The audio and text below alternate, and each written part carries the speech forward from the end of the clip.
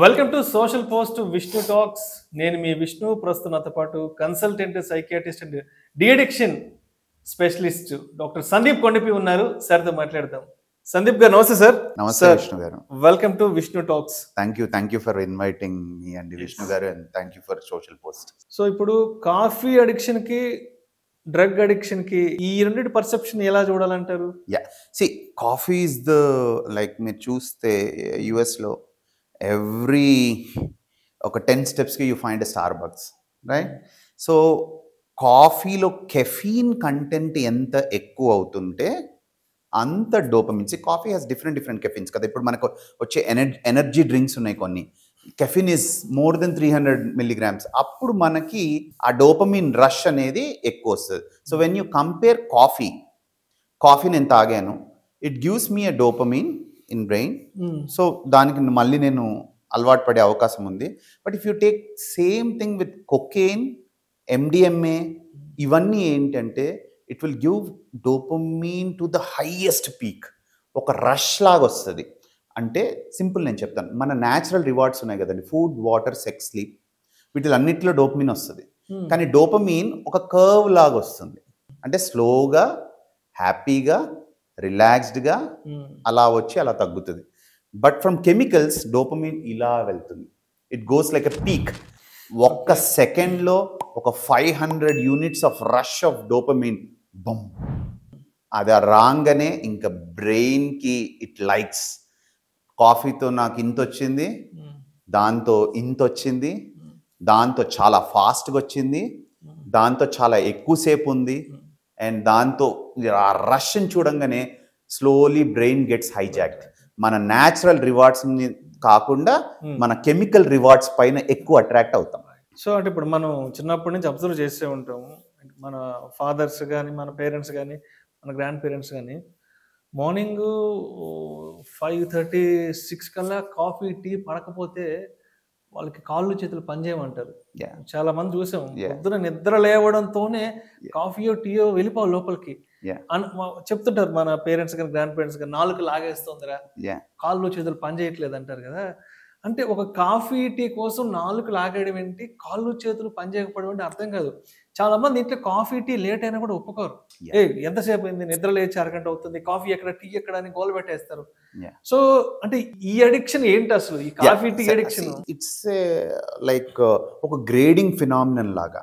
If you take cocaine, MDMA, ecstasy to the last end, coffee first స్కేల్లో ఉంది. మనం daily use చేసే కెమికల్స్లో coffee is little bit stronger. అందుకే slowly కాఫీని కూడా DSM-5లో ఇంక్లూడ్ చేయడం స్టార్ట్ చేశారు. అంటే కెఫీన్ అడిక్షన్ అనేది స్లోగా, ఎందుకంటే కెఫీన్ ఇంటాక్సికేషన్ మీకు తెలుసా? We see clients, they take ఒక I'll not name the brand, there are some energy drinks which is loaded with caffeine. We see ఒక క్లయింట్ ఉన్నారు, దే టేక్ నైట్ అంతా కెఫిన్ తీసుకొని పొద్దున్న they come with behavioural problems, increase heart rate, dryness of mouth, restlessness, sleep లేకుండా, because caffeine is a stimulant కదా. So how కెఫీన్ని మనం దానిలో క్వాంటిటీని పెంచుకుంటూ వెళ్తే దాని నుంచి కూడా బిహేవియరల్ ప్రాబ్లమ్స్ కానీ, ఇంటాక్సికేషన్ ఎఫెక్ట్స్ కానీ వస్తాయి. బట్ మీరు చెప్పారు కదా, కాఫీ నాకు పొద్దున్న లేకపోతే జనరల్గా మన జనరల్ పబ్లిక్, మీరు కానీ, నేను కానీ, even I like black coffee. So అది లేనప్పుడు ఏమవుతుందంటే, నేను చెప్పాను కదా, caffeine also gives dopamine. So caffeine లేని టైంలో there is a dopamine deficit state. అంటే డోపమీన్ లేకుండా బ్రెయిన్లో ఒక డిప్ వస్తుంది. ఆ డిప్పే విత్డ్రాల్ సిమ్టమ్స్. నేను ఇందాక విత్డ్రాల్ సిమ్టమ్స్ అని చెప్పాను కదా, అది లేనప్పుడు నాకు డిస్కంఫర్ట్ ఉంటుంది. So whenever caffeine is not there in my body, I feel restless, I feel అన్ఈజీగా, కాన్సన్ట్రేషన్ ఉండదు, లేజీగా ఉంటుంది. కొంతమందికి బవల్ బ్లాడర్, అదే నేను ఇది ఏం చేయలేను, ఇంకా రెస్ట్లెస్గా, లెథార్జిక్గా ఉంటారు. But once that caffeine goes, I feel better. That's a simple withdrawal with caffeine లానే మన డే టు డేలో. సో అంటే ఇప్పుడు మీరు చెప్తుంటే నాకు అనిపిస్తుంది, coffee is the strongest addiction in our regular life or in day to day life. నిజమేనది?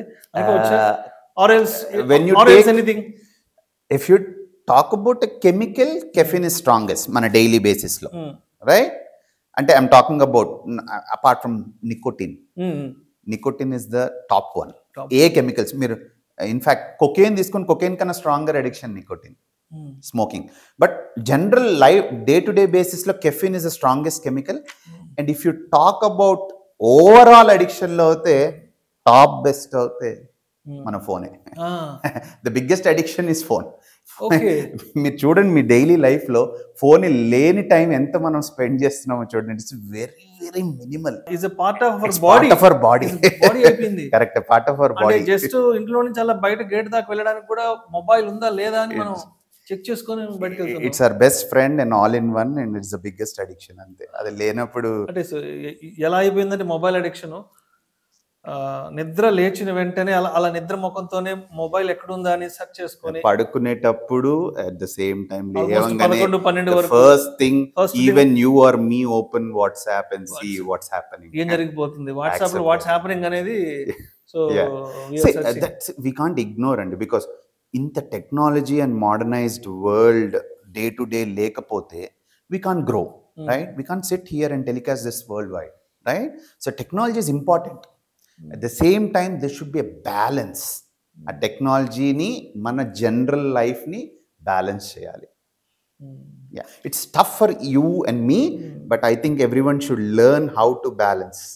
So ఇప్పుడు మరి ఈ అడిక్షన్ అనేది అండ్ మన నేషన్ కి ఇది ఎంతవరకు ఇబ్బందికరం, ఎంతవరకు ప్రమాదకరం? అడిక్షన్ ని చూస్తే ఫ్రమ్ ద క్లయింట్ పర్స్పెక్టివ్, అంటే పేషెంట్ పరంగా క్లయింట్కి హెల్త్ ప్రాబ్లమ్, సోషల్ ప్రాబ్లమ్స్ అవన్నీ వస్తుంటాయి. Second thing, family will be suffering. Next is society definitely is harmful to the society. Same time nationwide చూస్తే క్రైమ్, ఎన్వైరన్మెంటల్ పొల్యూషన్. మీకు తెలుసా how much of deforestation we're doing to grow cannabis, opium, cocoa. World చెట్లను కొట్టేసి cocaine, cannabis and opium, అదే opium పాపీని grow చేయాలి. Because we have to grow, they are natural plants కదా. దాన్ని గ్రో చేయాలంటే మనం ఏదో ఒక దగ్గర కొట్టేసుకోవాలి. So cultivation, environmental pollution and దాని నుంచి ప్రొడక్షన్ వచ్చిన ఇండస్ట్రీలో నుంచి, అదే ల్యాబ్ నుంచి వచ్చిన toxins, water pollution, air pollution. And if you see the borders of India, its side gani, there's a lot of its side we called it as golden triangle towards the east, and we called it as golden crescent towards the west anamata. Afghanistan, Iran, Pakistan, Laos, Thailand, Myanmar.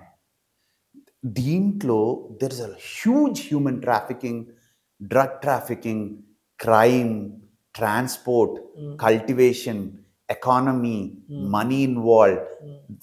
ఇంకా చెప్పుకుంటూ వెళ్తే it's even like national సెక్యూరిటీకి కూడా drug is playing a medium. Okay, so ఇప్పుడు ఈ addiction వల్ల హెల్త్కి సంబంధించి ఎటువంటి కాన్సిక్వెన్సెస్ ఉంటాయి? అండ్ అంటే ఇది ఇంకా అంటే డెత్ వరకు వెళ్ళే అవకాశం ఉంటుందా అడిక్షన్? ఎస్ అండి. సి అడిక్షన్లో if you take health, time, respect, society, మన family issues, relations, everything is lost. Health పరంగా వస్తే every drug has its own consequences. Like for smoking you see cancer rate. Smoking, if you take smoking, and it's a silent killer, nobody is talking about smoking, we are talking about cannabis and cocaine, but smoking is a silent killer. If you take the top 10 causes of death on this earth, smoking will be one of the factor. Obviously, yes. Exactly. Yeah. So the lot of ill health effects with every substance. And so అంటే ఇప్పుడు health consequences కాకుండా so death కి సంబంధించి కొంచెం detail గా చెప్పండి. Yeah. See, when it comes to death with substance, and there are three things. One is intoxication. Highest deaths, opium intoxication, heroin intoxication, MDMA, crystal meth intoxication, cocaine intoxication. Ante a drug తీసుకొని overdose వల్ల deaths అవ్వడం. Second is drug తీసుకుంటూ health consequences, అంటే liver cancers, liver disorders, lung cancers, అవన్నీ different.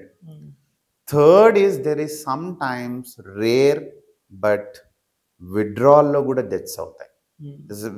There are some things like alcohol complex withdrawal lo gaani, benzodiazepines అంటే sleeping pills complex withdrawals లో కానీ there's a possibility of death. అంటే మనము it goes ఎప్పుడైతే complicate అవుతుందో patient goes into delirium, అంటే confuse state లాగా వచ్చి ఫిట్స్ లాగా వచ్చి డెత్స్ కూడా అయ్యే అవకాశాలు ఉన్నాయి. అండ్ మేము ఎమర్జెన్సీలో ఒకవేళ సబ్స్టెన్స్ వల్ల డెత్స్ అవుతున్నాయంటే it can be like mostly arrhythmias అండి. హార్ట్లో like most of the stimulants అవన్నీ హార్ట్లో arrhythmias and electrolyte imbalances are very common.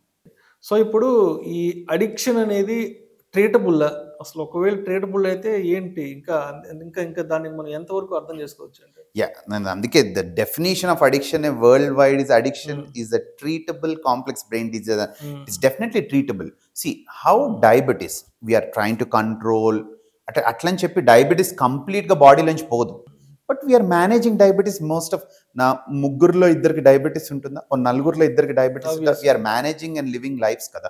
At the same time addiction has its own plus and minuses. కానీ అడిక్షన్కి treatment ఉంది. And ఇప్పుడు medication, proper withdrawal management, next is family support, fourth is counselling, fifth is the entire doctor, client, family అందరు కష్టపడితే definitely they are wonderful results with addiction అండి.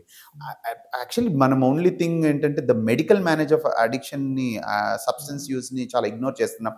But there are wonderful medications which play very good role in substance use అండి ట్రీట్మెంట్లో. So ఇప్పుడు ఈ D addiction centres అనేవి అంటే ఎలా వర్క్ చేస్తాయి అసలు, అంటే ఎట్లా పేషెంట్స్ పట్ల అలా రోల్స్ అండ్ రెస్పాన్సిబిలిటీస్ ఎలా ముందుకు తీసుకెళ్తుంటారు?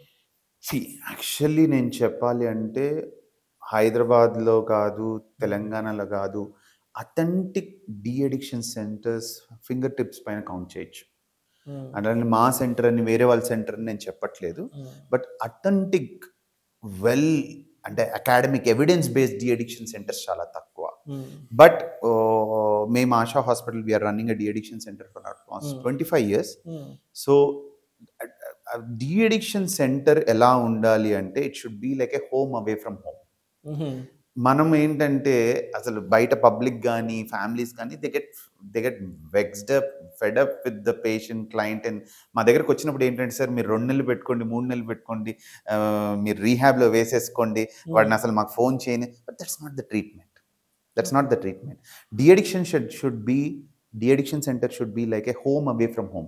Like anni facilities ichi, counseling ichi, group therapies untai, alcoholic anonymous and narcotic anonymous classes untai. Doctor should be available. Chaala varaku centers lo rehabs lo doctors undarandi. Just వాళ్ళని అక్కడ వేసేస్తారు, ఏవో ఒక tablets ఇచ్చేస్తారు, వాళ్ళని ఒక 2-3 months తర్వాత discharge చేస్తారు. బట్ డాక్టర్ ఉండాలి, this nursing facility should be available.